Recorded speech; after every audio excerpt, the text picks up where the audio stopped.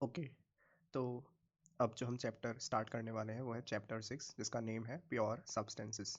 इस चैप्टर में हम डिफरेंट फेजेस के बारे में पढ़ेंगे। तो सबसे पहले हम देखते हैं जो क्रिटिकल पॉइंट है उसके पैरामीटर्स को। क्रिटिकल टेम्परेचर जो होता है वाटर का H2O इज़ 374 डिग्री सेल्सियस, और क्रिटिकल पॉइंट प्रेशर जो होता है वाटर का वो होता है 221.2 बार। तो आप कुछ देर के लिए हम इस डायग्राम को बहुत अच्छे से समझेंगे।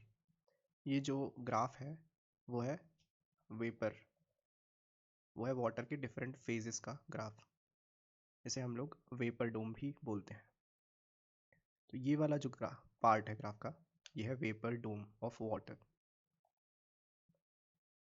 मान लीजिए कि वाटर का जो इनिशियल टेम्परेचर था वो था TA, यानी वाटर इनिशियली पॉइंट A पर प्रेजेंट था। अब हम जब इसे कांस्टेंट प्रेशर पर हीट करेंगे तो इसका जो टेम्परेचर चेंज होगा वो होगा along this line A to B, then B to C, then C to D, and then D to E। तो इस तरह से हमें वाटर के टेम्परेचर में चेंज देखने को मिलेगा। इसमें जो ये डोम के लेफ्ट साइड वाला पार्ट है ये है सब कूल्ड रीजन, इसे हम लोग सब कूल्ड रीजन बोलते हैं। यहाँ पर जो वाटर है वो कम्प्लीटली लिक्विड स्टेट में हमें मिलेगा। और वेपर डोम के जो राइट साइड वाला पार्ट है वो है सुपर हीटेड रीजन, इसमें हमें वाटर कम्प्लीटली वेपर स्टेट में मिलेगा। इस वेपर डोम का जो ये लेफ्ट वाला पार्ट है, यानी कि ये line starting from this top point two this, ये सैचुरेटेड लिक्विड को रिप्रेजेंट करता है। सिमिलरली टॉप पॉइंट से राइट साइड वाला पार्ट सैचुरेटेड वेपर को रिप्रेजेंट करता है। इस वेपर डोम का जो टॉप मोस्ट पॉइंट है वो वो होता है क्रिटिकल पॉइंट। तो जब भी हम वाटर को हीट करना स्टार्ट करेंगे point A two point B with a constant pressure, तो पॉइंट B जो है वहाँ पर ये सैचुरेशन टेम्परेचर ऑब्टेन करेगा।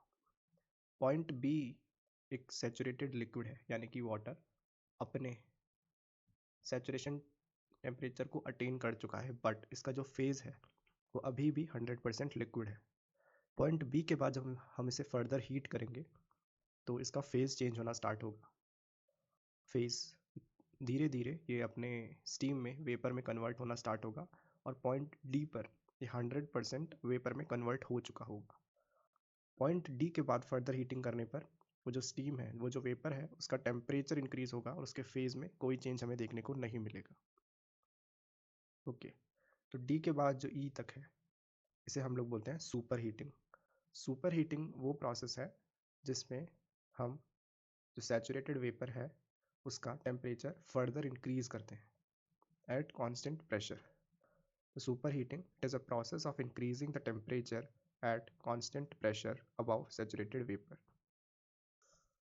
Similarly, subcooling. मान लीजिए पॉइंट B पर सैचुरेटेड लिक्विड हमारे पास है।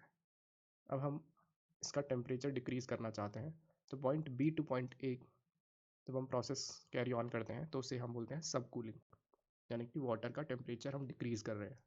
तो it is a process of decreasing the temperature at constant pressure below the saturated liquid.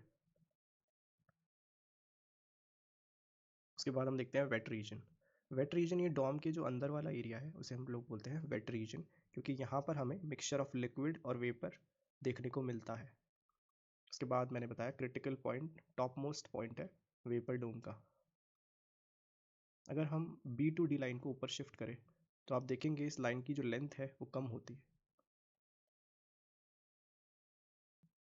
और जब हम वाटर को हीट करते हैं at a point at a pressure, उस प्रेशर पे जब वो डायरेक्टली टॉप मोस्ट पॉइंट से पास होता है तो ये जो रेंज है B टू D वाली वो एग्जिस्ट नहीं करती। उस केस में लिक्विड जो है वो फ्लैश ऑफ हो जाता है वेपर में, यानी कि within no time it converts into 100% vapour. तो वहाँ पर ये रेंज हमें देखने को नहीं मिलती। तो critical point is the point above which liquid will directly flash of into vapour. यहाँ पर कुछ नोट पॉइंट्स हैं। पहला, the degree of freedom of the critical point is 0। Critical point जो है किसी भी फ्लूइड का उसका डिग्री ऑफ फ्रीडम 0 होता है, यानी कि वो एक फिक्स्ड पॉइंट है, वो प्रेशर टेम्परेचर के साथ वेरी नहीं करता है। The latent heat of vaporisation for critical point is 0। ये जो रेंज है बी टू डी, ये लेटेंट हीट ऑफ वेपराइजेशन को रिप्रेजेंट कर रहा है, क्योंकि इसमें फेस चेंज हो रहा है। और अगर डायरेक्टली कुछ फ्लैश ऑफ हो रहा है वन फेस टू अनदर, तो उसमें latent heat of vaporisation exist ही नहीं करेगा। तो अब हम लोग बढ़ते हैं नेक्स्ट टॉपिक की तरफ, जो कि है ड्राइनेस फ्रैक्शन। एक बार इस ड्राइनेस फ्रैक्शन को आप समझिए। इस टॉपिक का नेम है ड्राइनेस फ्रैक्शन। इस टॉपिक में बहुत सारे लोग कंफ्यूज हो जाते हैं। ड्राइनेस फ्रैक्शन से हमें क्या समझ में आता है? फर्स्ट वर्ड है ड्राइनेस, तो ये किसी ड्राई चीज़ को रिप्रेजेंट कर रहा होगा। और सेकंड वर्ड है फ्रैक्शन, फ्रैक्शन है ये, फ्रैक्शन किसी रेशो को रिप्रेजेंट कर रहा होगा। तो हम इसमें बात करते हैं mixture of liquid and vapour की। अब लिक्विड और वेपर में क्या ड्राई है, that is the most important part. Vapour, तो vapour is drier. Dryness fraction को रिप्रेजेंट किया जाता है एक्स से। अब मान लीजिए एक्स की वैल्यू है 0.20। अब आप बताइए कि इसमें से 20% क्या होगा। तो जैसा कि इसका नेम है ड्राइनेस फ्रैक्शन, तो 20% will represent the dry part, that is 20% will be the vapour and 80% of the liquid. Dryness fraction का जो फॉर्मूला है वो है mass of vapour divide by total mass. यहाँ पर कुछ स्टूडेंट्स कंफ्यूज हो जाते हैं कि न्यूमरेटर में लिक्विड आएगा, मास ऑफ लिक्विड आएगा, या फिर मास ऑफ वेपर आएगा। तो सिंपल सी बात है, इस टॉपिक का, इस पैरामीटर का नेम है ड्राइनेस फ्रैक्शन। तो न्यूमरेटर में आपको ध्यान रखना है, न्यूमरेटर में जो ड्राई चीज़ है that is the mass of vapour, वो आएगा, mass of vapour divide by total mass. अब जैसा कि ये एक रेशो है, तो इसका वैल्यू 0 to 1 के बीच में होगा। तो इसका एक बार डेफिनेशन हम देखते हैं।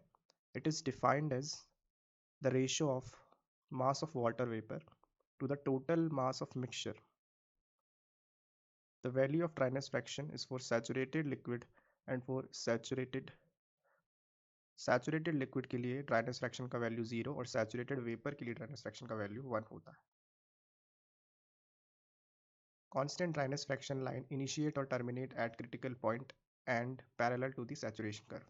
तो एक बार इस फोटो को आप देखिए, ये जो लास्ट वाला वेपर डोम का पार्ट है, हम सभी जानते हैं ये सैचुरेटेड वेपर है। तो यहाँ पर ड्राइनेस फ्रैक्शन का वैल्यू 1 होगा। उससे पैरेलली हम लाइन ड्रॉ करें इन साइड में, तो वहाँ पे ड्राइनेस फ्रैक्शन का वैल्यू डिक्रीज होगा। फॉर एग्जांपल लास्ट लाइन का मान लीजिए 1 है, देन सेकेंड लास्ट का 0.9, थर्ड लास्ट का 0.8, फोर्थ लास्ट का 0.7। तो हम अगर एक वर्टिकल लाइन ड्रॉ करें, तो वर्टिकल लाइन ड्रॉ करने पर टेम्परेचर डिक्रीज के साथ जो ड्राइनेस फ्रैक्शन है वो भी डिक्रीज करेगा। अब हम कुछ पॉइंट्स देखते हैं। जो पॉइंट बी था कर्व में, जो कि सैचुरेटेड लिक्विड को रिप्रेजेंट कर रहा था, सैचुरेटेड लिक्विड के जो भी पैरामीटर्स हैं उसे हम विद सब्सक्रिप्ट एफ डिनोट करते हैं। जैसे कि enthalpy HF, internal energy UF, entropy SF, specific volume VF। तो पॉइंट बी जो यहाँ पर है, यानी कि सैचुरेटेड लिक्विड वाला जो पार्ट है, उसके parameters with subscript F denote किए जाते हैं। सिमिलरली जो सैचुरेटेड वेपर साइड का जो पार्ट है, उसके पैरामीटर्स में सब्सक्रिप्ट होता है G, because it is representing gaseous और the vapour part. So it will be HG, UG, SG, VG। Second point है, the reference state adopted for steam table is U equal to 0, S equal to 0 at 0.01 degree Celsius. तो हम देखेंगे कि हम लोग steam tables का use करेंगे आगे। उन स्टीम टेबल्स में कुछ डेटा होता है, इसका यूज़ हम लोग डेरिवेशंस, प्रॉब्लम सॉल्विंग में करते हैं। उस स्टीम टेबल्स में जो भी वैल्यू है, वो वैल्यू ऑब्टेन की गई है वाइल टेकिंग द रेफरेंस। अब उसमें किस पॉइंट का रेफरेंस तो लेना ही था। अब उस केस में जो रेफरेंस लिया गया है वो है ट्रिपल पॉइंट ऑफ वाटर का रेफरेंस लेके वो वैल्यूज़ फाइंड आउट की गई है। तो ये बात आपको ध्यान में रखना है। थर्ड पॉइंट है, ideal gas equation should not be applied inside the wet region. तो आइडियल गैस इक्वेशन का यूज़ आपको वेट रीजन में नहीं करना है। आइडियली तो ये जो आइडियल गैस इक्वेशन है उसका यूज़ कहीं पर भी इसमें नहीं होना चाहिए था, बट कॉम्पिटिटिव एग्जाम्स में हम लोग देखते हैं कि सैचुरेटेड वेपर या फिर ये सुपर हीटेड जो रीजन है उस तरफ आइडियल गैस इक्वेशन का यूज़ करके प्रॉब्लम्स को सॉल्व किया होता है। अब हम नेक्स्ट टॉपिक की ओर बढ़ते हैं, वो है मोलियर्स चार्ट। मोलियर्स चार्ट सिंपली एक एच कर्व है, कर्व है जिसपे वेपर डोम रिप्रेजेंट किया है, जहाँ पर जो प्रेशर का एच कर्व पे कांस्टेंट प्रेशर लाइन का स्लोप है वह एब्सोल्यूट टेम्परेचर हमें देता है। Simply TdS is equals to DH minus VdP। अब कांस्टेंट प्रेशर के केस में dP का वैल्यू 0 हो जाएगा, TdS is equals to DH, then DH by DS H constant pressure is equals to T। तो कांस्टेंट प्रेशर लाइन का slope हमें absolute temperature देगा, और वेपर डोम के बाहर ही कांस्टेंट प्रेशर की जो लाइंस है वो डाइवर्जिंग हमें देखने को मिलती है। So it is a plot on HS. The slope of constant pressure line on HS curve is equal to absolute temperature, and due to this region we can say that the constant pressure line are of diverging nature in the superheated region.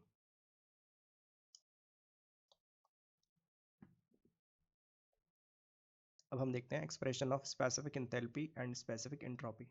तो हम इसे अब और detail में और ध्यान से समझेंगे इस फोटो के थ्रू। पहले आप लोगों को ये फर्स्ट कॉलम की तरफ ध्यान देना है सिर्फ और सिर्फ। ये वेपर डोम है जो अभी हमने देखा TS कर्व पे। तो point B HB, B point है सैचुरेटेड लिक्विड। तो जैसा कि अभी मैंने बताया कि सैचुरेटेड लिक्विड के पैरामीटर्स में सबस्क्रिप्ट होता है F, तो इसे रिप्रेजेंट किया जाएगा HF। HF का वैल्यू हमें स्टीम टेबल से मिलेगा। हम किसी भी पर्टिकुलर प्रेशर पे, इस केस में एक प्रेशर गिवन होगा, उस प्रेशर के कॉरेस्पॉन्डिंग हम लोग HF का वैल्यू फाइंड आउट कर सकते हैं थ्रू स्टीम टेबल्स। सिमिलरली ये भी मैंने आपको बताया, D पॉइंट पर जो पैरामीटर्स है उन्हें विद सबस्क्रिप्ट G डिनोट किया जाता है, HG।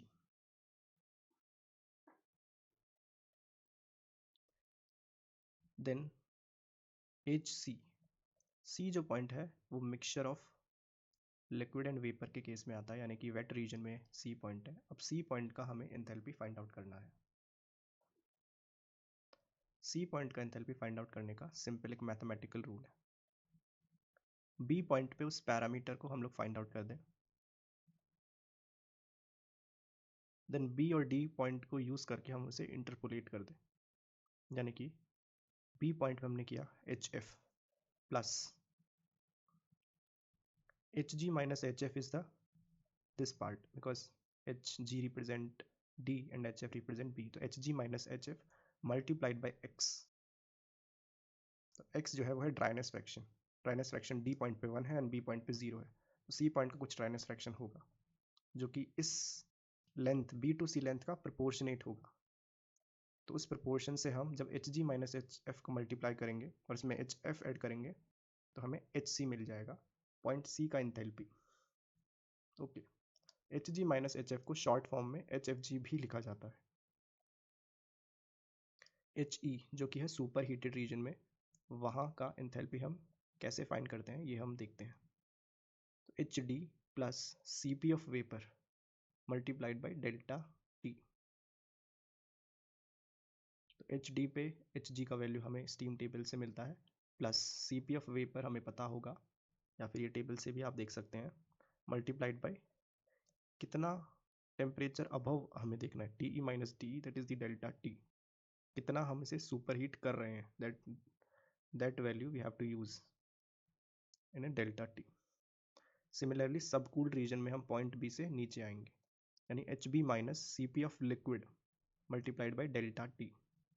Delta T is subcooling, कितना हम उसे सब कूल कर रहे हैं, TB माइनस TA है इस केस में। तो B पॉइंट का हमें HF होगा minus CP of liquid multiplied by TB minus TA। अब एक चीज़ यहाँ पर ध्यान देने वाली है, CP vapour and CP liquid, इसमें बहुत सारे स्टूडेंट्स वो जो है कंफ्यूज हो जाते हैं।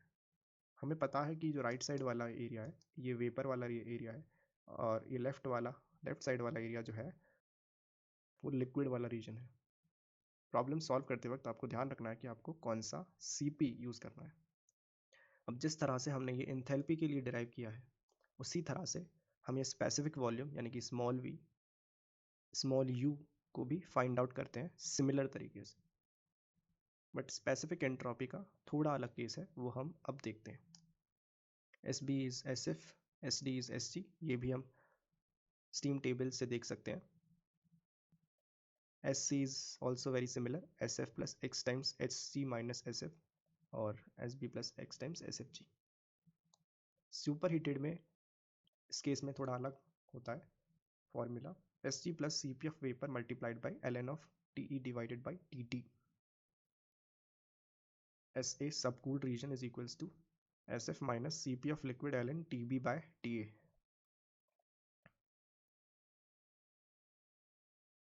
ये फॉर्मूला कहाँ से निकल कर आया ये भी हम लोग एक बार देखते हैं।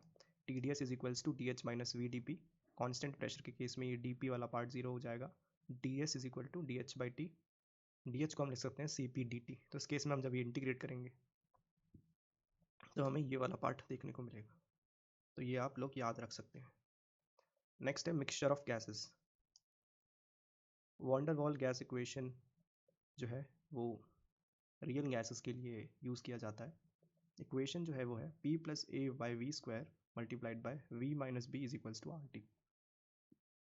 तो यहाँ पर प्रेशर एंड वॉल्यूम को एडजस्ट किया गया है थ्रू एडिशन और सब्ट्रैक्शन ऑफ सम टर्म्स। तो A बाई वी स्क्वायर जो है उसे हम लोग बोलते हैं force of cohesion. Small v जो है वो है होता है VC बाई 3 से हम लोग बोलते हैं को वॉल्यूम, जिसमें VC है क्रिटिकल वॉल्यूम। अब ये कुछ चीज़ें हैं, जब गैसेस को हम लोग मिक्स करते हैं तो CP ऑफ मिक्सचर कैसे फाइंड आउट करना है, CV mixture, H mixture, U mixture, R mixture. ये सिंपली वेटेड एवरेज है सारे CPs का, simply M1 CP1 plus M2 CP2 and so on divided by total mass of gas. First gas का mass multiplied by first gas का CP plus second gas का mass second gas का CP divide by total mass of gases.